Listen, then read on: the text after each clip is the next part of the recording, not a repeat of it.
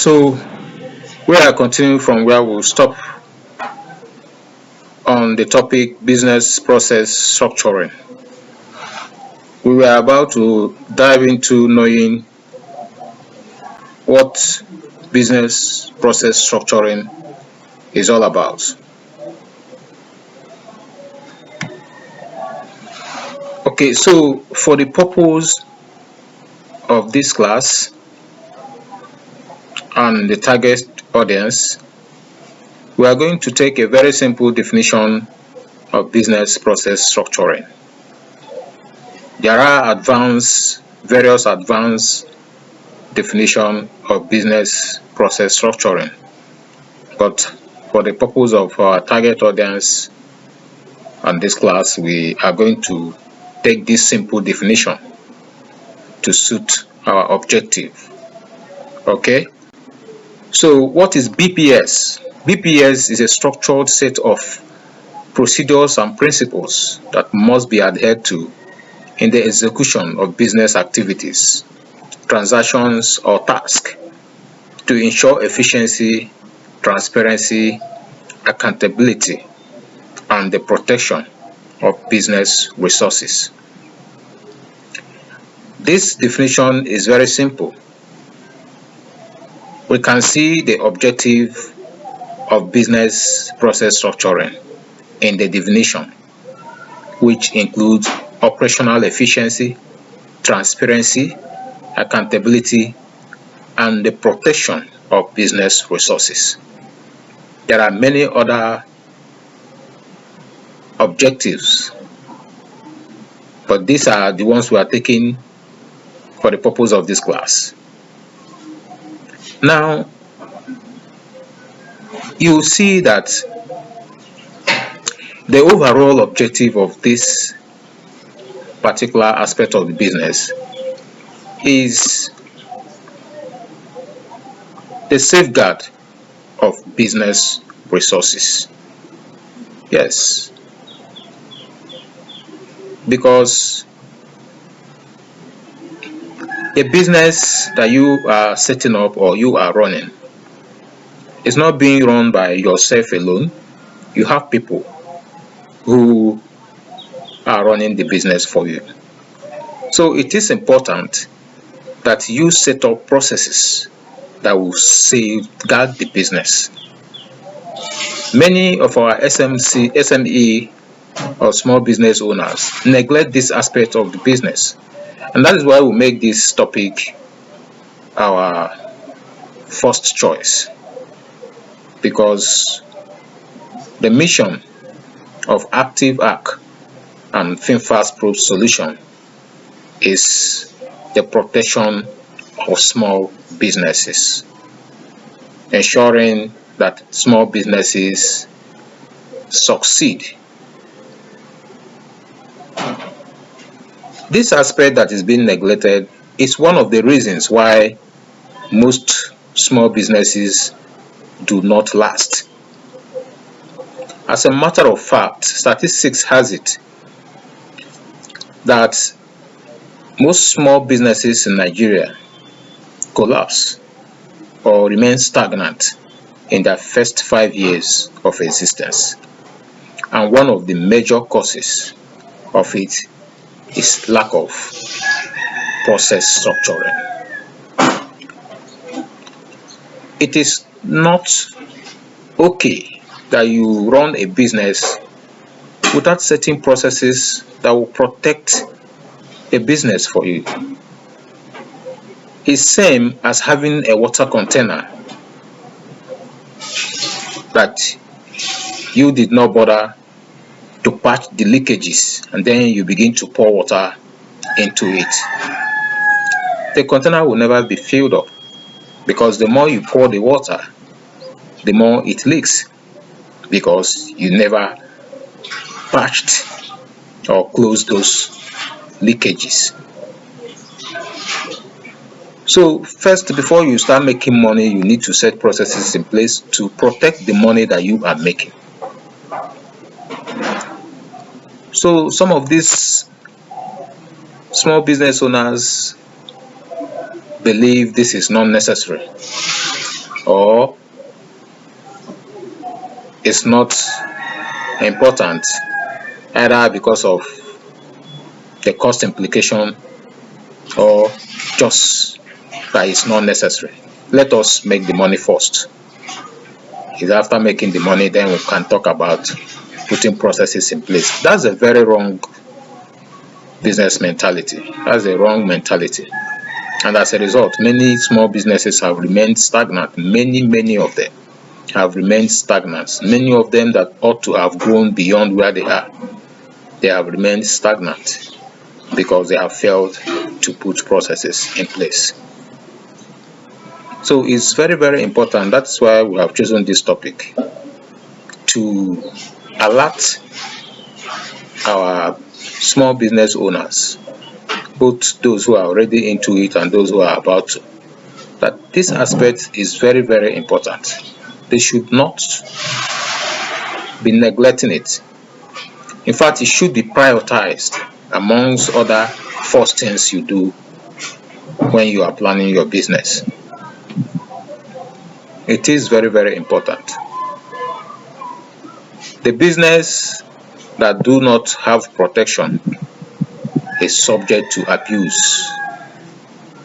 Yes, just like a system that is not subject to control is subject to abuse. That's a fact.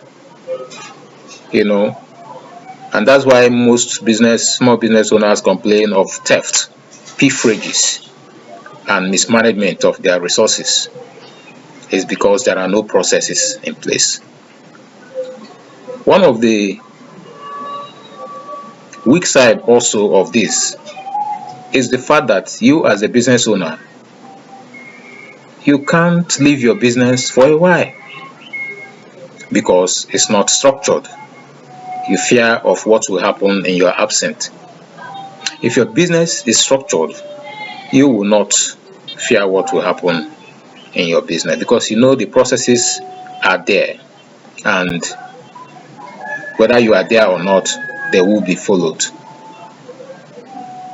You find out that some business owners, small business owners, don't go on vacation, they don't go on leave, or even try to venture into other things that will expand the business because they just cannot live where they are, simply because they fear of what will happen in their absence. If you check most of the thriving small business owners that are doing well and are growing, their owners are not always there. They have structures in place which are followed, so they don't bother whether they are there or not.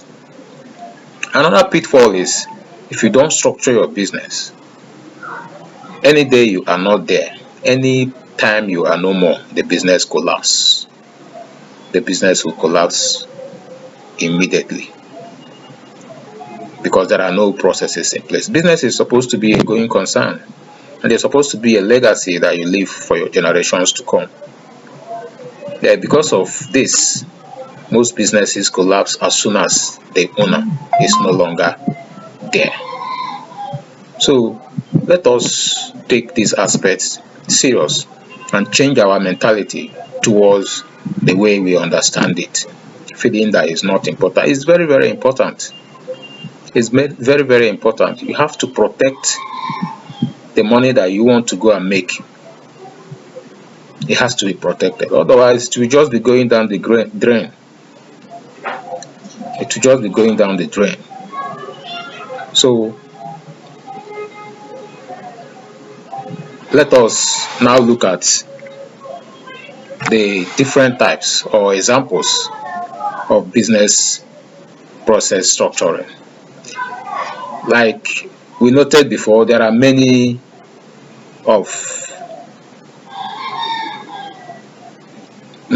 types, many models of business system or business process structuring. There are many of them, but for the purpose of this class, we are restricting ourselves to these 4, and we are simplifying it so that we understand what we are really talking about. The first one is accounting system structuring. Accounting system structuring is what you can call internal control processes and procedures that aims to protect your business resources, that aims to set procedures and processes in place in the execution of financial activities, okay, so as to safeguard your financial resources. A very practical example is procedures that must be followed before expenses are incurred. In most businesses, these structures are not there. In most small businesses, these structures are not there. Now, for instance, as an employee or as whoever in the company, you dare not incur expenses without following a particular process or procedures, which will include raising a voucher first, stating the reason for the expenses, getting the voucher to be signed by the account or approved by the account or by whoever is authorized for that purpose, and then getting the cashier to release the fund. These are processes, procedures that must be followed before that money is released. The cashier must see the voucher and see also that the voucher is approved before releasing the money, and in some cases even call the overall boss for final approval before such money is released. And also sometimes there are limits to what can be spent, without the authority or the final authorization of the business owner. So that is a practical example of what we mean by business process structuring under accounting system structuring. Processes and procedures are set in the way financial transactions, accounting transactions are handled. In the sales aspect also the same thing, where an invoice must be raised an order is raised for a particular customer. From order, an invoice is raised. From invoice, the goods are supplied. From the supply of the goods, the goods cannot be finally taken to the customer or supplied to the customer without confirmation by a particular team, and then after which the goods is finally released. Those are processes. These are processes that are supposed to be set, they are supposed to be systematically set, to be followed. Number 2 is recruitment process structuring. These are system put in place, procedures put in place in the recruitment of employees in such an organization. You understand? Starting from the announcement of the vacancy to the final onboarding of the employee. For instance, when a particular employee or when employees are needed to be employed, it is the responsibility of the HR department to put up the advert. From the advert, potential employees apply. After application is sorted, invitation is given to those who meet the requirement, after which invitation for interview, after which interview takes place, after which selection again for the best, and all of that until the final onboarding of the employee. That's a process. And why we include principles also here is there are also principles that goes with it. For example, here we say every potential employee for the marketing department of a company must possess a minimum of BSc in marketing. Those are processes, structures that has to be obeyed. And you find out that this is very key, because this will make employees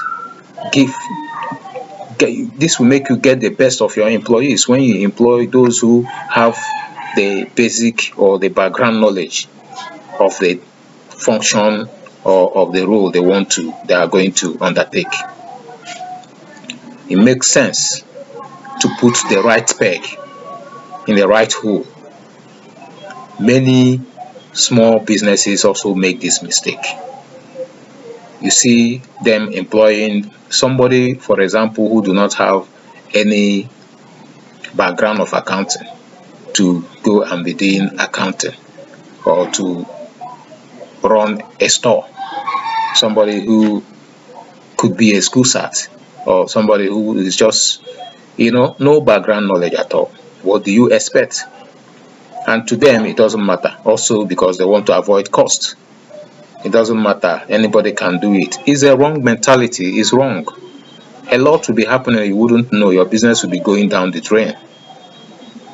That's the truth.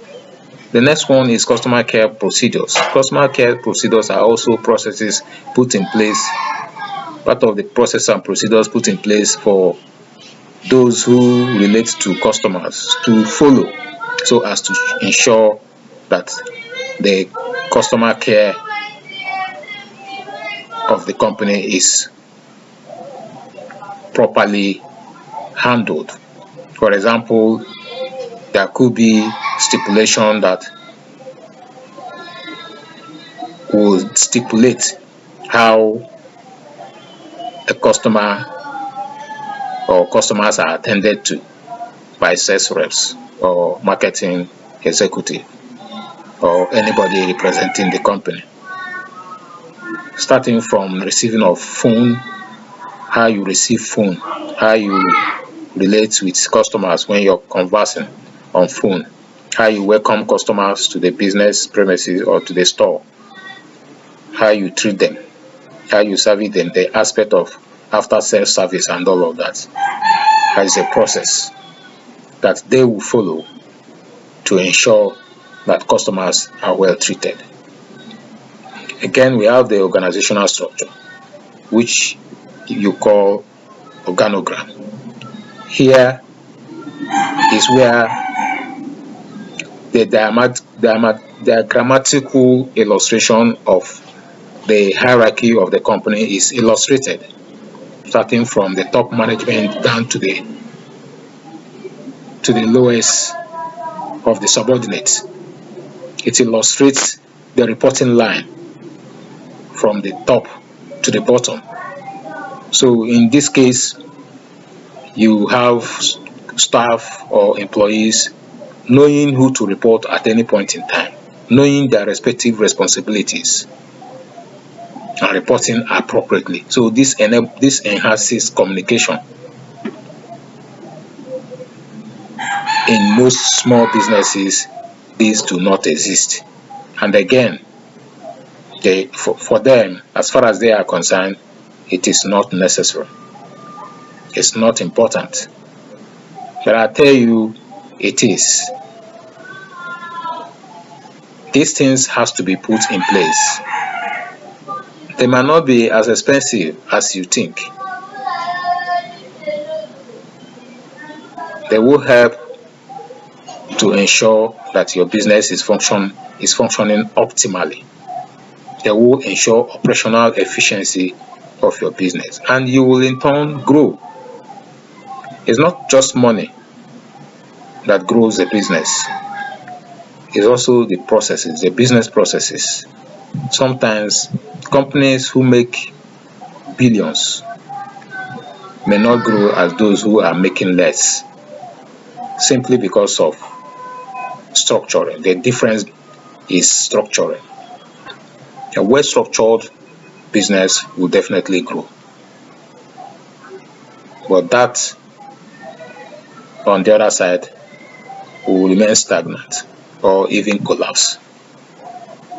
So we are employing business owners, would-be business owners, to take this aspect of their business serious if they want to grow. We will stop here and continue on our next video with another very interesting topic. We ask that you kindly subscribe, to our channels, to our YouTube channel. Like, share and comment. Our class will be interactive. It will be interactive, not live though, but will be interactive in the sense that we want you to send in your questions on the comment section. You can even suggest topics that you will wish, or topics that is of interest to you. In preparing our next video, we will put all that into consideration so that we ensure we continue to give you what you need for you to thrive in your business. And for those of us who might be studying, who are still students, whether at the professional level or at the O level, we still have you covered, because we'll be bringing in topics that has to do with questions regarding accounting and other things that has to do with work ethics and job skills. That is what this channel is dedicated to. But we will not do it without your support. So we need your support by liking and subscribing to the channel. Share also to your friends. We promise we will keep bringing you topics that will benefit you in your business life, that will benefit you as a student. Thank you for watching. See you in our next video.